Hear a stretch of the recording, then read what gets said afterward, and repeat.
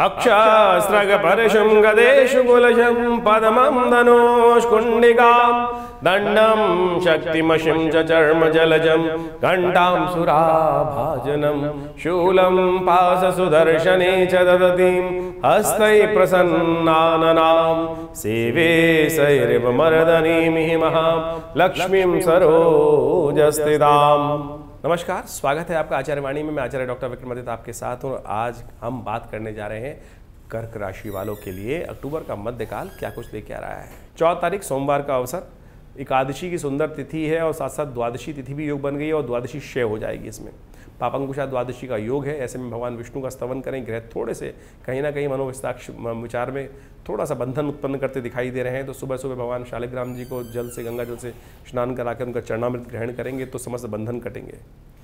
15 तारीख का अवसर मंगलवार, त्रयोदशी तिथि है और मीन में इस दिन चंद्रमा प्रवेश होने जा रहे हैं। यह आपके लिए विशेष तौर पर अच्छा रहेगा योग। लेकिन एक बात दिखाई देती है, इस योग के साथ सूर्य और चंद्रमा और राहु का योग जो बन रहा है, ये कहता है कि धर्मयुक्त रहोगे, अच्छे कार्य करोगे, उपासना करोगे, भगवान की प्रार्थना करते रहोगे तो बढ़िया से उन्नति करोगे, और नहीं करोगे, नास्तिक रहोगे तो परेशानी में फंस जाओगे। तो ध्यान रखो, सत्य की तरफ चलने का हमको प्रयास करना चाहिए। मंगलवार है, हनुमान जी के स्थापन करें, हनुमान जी का पूजन करें, कल्याण होगा। 16 तारीख का दिन बुधवार का अवसर, चतुर्दशी तिथि और साथ साथ पूर्णिमा की तिथि का योग बन रहा है। तो कोजागरी की रात इस दिन हो गई है और साथ साथ शरद पूर्णिमा का योग भी बन रहा है। इसका बहुत महत्व शास्त्र में बताएंगे, लेकिन ग्रह नक्षत्रों के दृष्टिकोण से ये तिथि आपके लिए विशेष तौर पर कुछ खास लेकर आई है।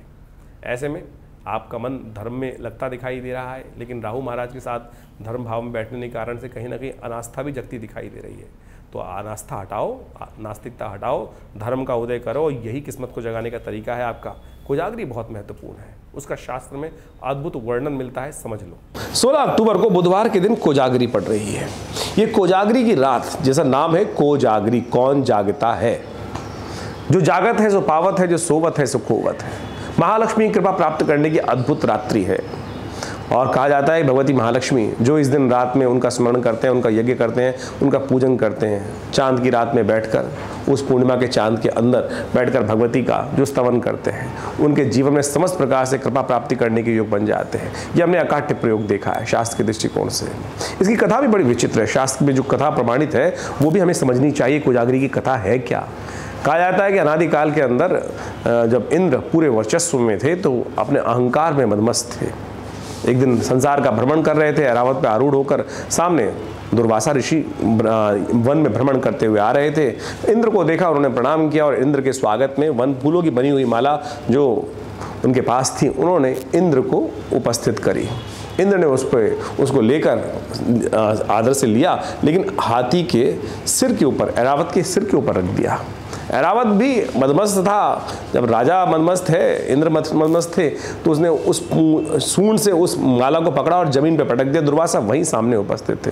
दुर्वासा ने श्राप दिया, श्री विहीन हो जाओगे। तुम इतने अहंकार में हो, सम्मान भी करना नहीं जानते हो। जो ऋषि ने अपने श्रद्धा के सुमन तुम्हें अर्पित किया, तुमने उसका तिरस्कार कर दिया। तो दुर्वासा ने इंद्र को श्राप दिया। और कहा जाता है कालांतर में भगवती जब ज़्यादा किसी के पास धन हो जाता है तो धन से भी वो उपराम हो जाते हैं, सम्मान करना छोड़ देते हैं। ऐसे में भगवती का श्री ने धीरे धीरे देखा कि संसार में जिस प्रकार की स्थिति है, पूरा वर्चस्व था, सब कुछ था, लेकिन लोग संस्कार विहीन हो गए हैं। तो भगवती उन संसार से निकलकर, कहा जाता है कि समुद्र में प्रवेश कर गई। जब संसार में समुद्र में प्रवेश कर गई तो पूरा संसार श्रीविहीन हो गया। तब समुद्र मंथन हुआ। समुद्र मंथन के उपरांत भगवती का जो विशेष तौर पर प्रादुर्भाव हुआ है समुद्र से, वो इसी कथा के कारण से हुआ है। तो कहा जाता है कि उसी श्राप के कारण से इस दिन सुंदर रूप से जो भगवती की आराधना करते हैं, माँ भगवती कृपा प्राप्त करने के निमित्त, कहा जाता है इंद्र पर आरूढ़ होकर, जो विशेष तौर पर ऐरावत पर आरूढ़ होकर इंद्र के साथ भगवती महालक्ष्मी स्वयं पूरे संसार का भ्रमण करती हैं इस दिन। और जो भगवती का स्तवन करते हुए मिलते हैं, जो जागते हुए मिलते हैं, कौन जागता है। कोजागरी की रात, शरद पूर्णिमा की रात बड़ी अद्भुत है। और इस दिन हमने विवेकानंद योगाश्रम में भी सुंदर यज्ञ रखा है, श्री सूक्त का यज्ञ, भगवती महालक्ष्मी का सुंदर यज्ञ। उसमें आप स्वयं भी अपने घर में बैठ के करें। कहा जाता है कि बिल्व पत्र के पेड़ के नीचे बने हुए यज्ञकुंड के नीचे स्थित होकर भगवती की आराधना करने के लिए सुंदर जो योग बनाते हैं, संकल्प करते हैं, पूजन करते हैं, भगवती की महालक्ष्मी के सुंदर स्तवन का पाठ करते हैं। इस तरह जो ऋग्वेद के अंदर आए मंत्र का, ओम हिरण्यवर्णाम हरणीम सुवर्ण रजस्रजाम चंद्राम हिरण्मयीम लक्ष्मीम जातवेदो मावत भक्ताम आव जात वेदो लक्ष्मी मनमगामिनी यस्याम हिरण्यम विंदेयम गामश्वम पुरुषानम अश्वपूर्वाम रथमध्याम अस्तिनाथ प्रमोदनीम शम देवी पवय श्रीमादिम जुक्ताम। इस प्रकार से पूरे 16 मंत्र हैं। इनका जो स्तवन उस रात्रि के वक्त में करते हैं, भगवती की अद्भुत कृपा प्राप्ति के योग बन जाते हैं। हमने विवेकानंद योगाश्रम में इस सुंदर रात्रि के अवसर पर ये सुंदर कार्यक्रम रखा है। आप सब अवश्य इसमें सम्मिलित हों भगवती कृपा प्राप्त करने के निमित्त। देखिए, चमत्कार की रात्रि है, जागने की रात्रि है, और ये शरद पूर्णिमा की रात्रि, कोजागरी की रात्रि जो 16 अक्टूबर को पड़ रही है, अद्भुत है। और ऐसे में अवश्य जीवन में पता नहीं कौन कौन से कर्म हो जाते हैं, कब कष्ट उत्पन्न हो जाता है, उन सब से निवृत्ति का हमारा ये कार्यक्रम जो हम इस चैनल के माध्यम से आपके समक्ष रहते हैं, प्रत्यक्ष प्रमाणों के साथ उपस्थित करते हैं। ज्योतिष केवल ग्रहों का खेल नहीं है, ग्रह तो खेल खेलते हैं, उसको रेमेडियल एस्पेक्ट जानने के लिए जो रेमेडियल एस्पेक्ट है वो तो ये निवारण और कारण और निवारण है। ग्रह तो कारण है, कारण का निवारण क्या है? वो परमात्मा की आराधना है। क्यों वंचित होते हो कष्ट से, कष्ट में क्यों रहते हो, इस बात को ध्यान रखते हुए कार्य करें तो इसको करेंगे तो बहुत शुभ रहेगा, अद्भुत रहेगा, कल्याण का योग बनने वाला रहेगा आपके लिए।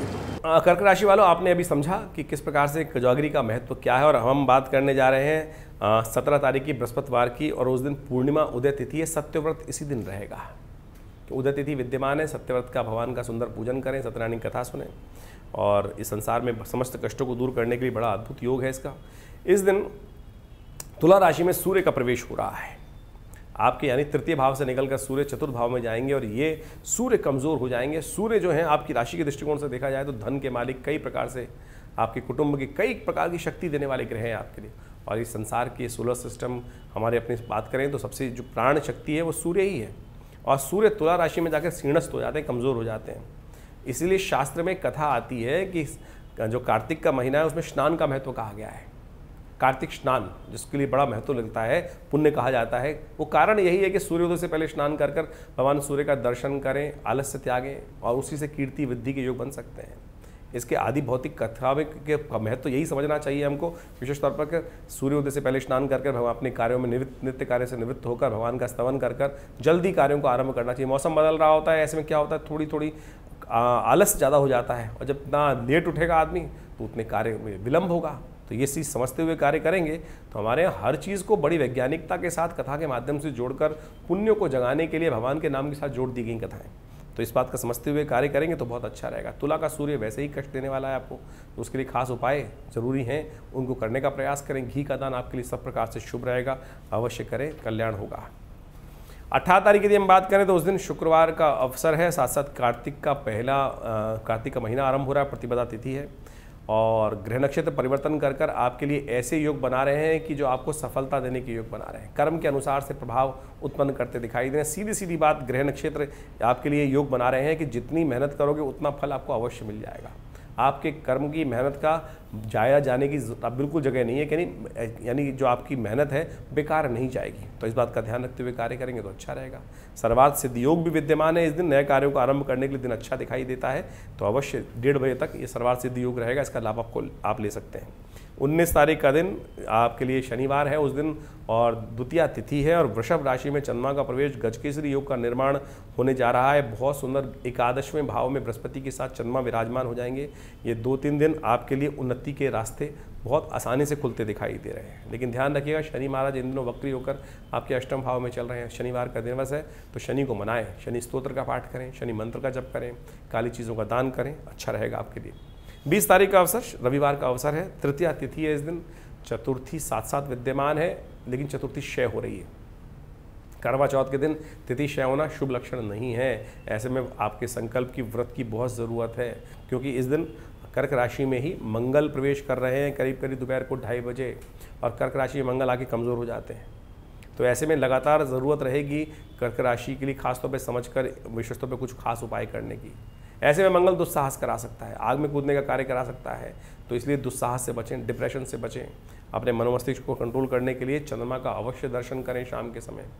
ये चंद्रमा का दर्शन आपके मनोमस्तिष्क में, देखिए कहा गया है ना पुरानी कहावत, मन के हारे हार है, मन के जीते जीत।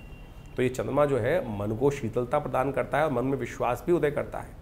और जब सद संकल्प कर कर व्रत कर कर हम शाम को चंद्रमा का दर्शन करते हैं तो देखिए मनोमस्तिष्क में एक पॉजिटिविटी वैसे ही उदय हो जाती है। ये संकल्प का महत्व है, और हमारी संस्कृति संकल्प प्रधान संस्कृति है।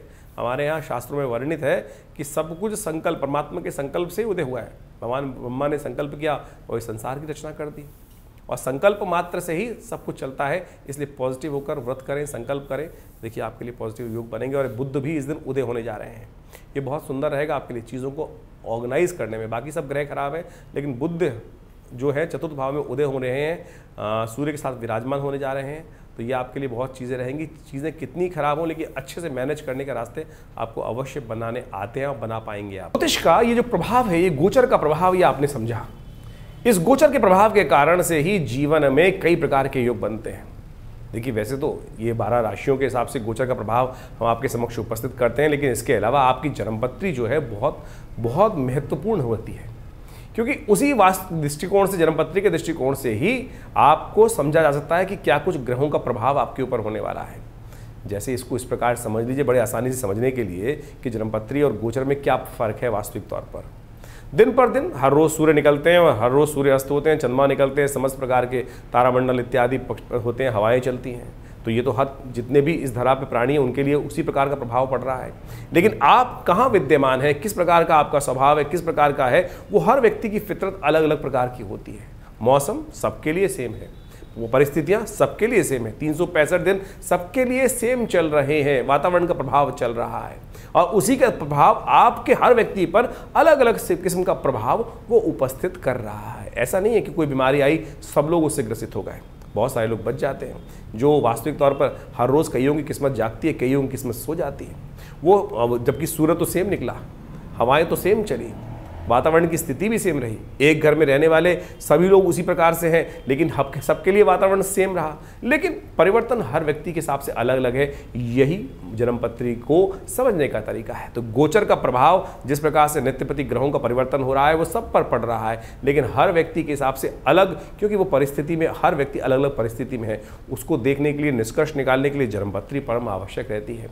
आपके ग्रह नक्षत्र जन्म के समय पर किस प्रकार के थे, कौन सा कितना अकाउंट आप लेकर आए हैं भोग्य का, कितने प्रकार का भोग्य आपके जीवन में, भुक्त और भोग्य जो निकाला जाता है, क्या प्रभाव आपके जीवन में आने वाले समय में है ग्रह नक्षत्रों के दृष्टिकोण से, उसको समझने के लिए सबसे पहले अच्छे से चीज़ों को विवेचना करने की जरूरत पड़ती है, और वो सबसे महत्वपूर्ण रहेगा। जन्मपत्री का गोचर का प्रभाव तो ये केवल आपको आभास दे सकता है ये कुछ होने के योग है। बहुत सारे लोग बार बार प्रश्न कर लेते हैं कि 12 भागों में आप पूरे विश्व को कैसे विभाजित कर सकते हैं।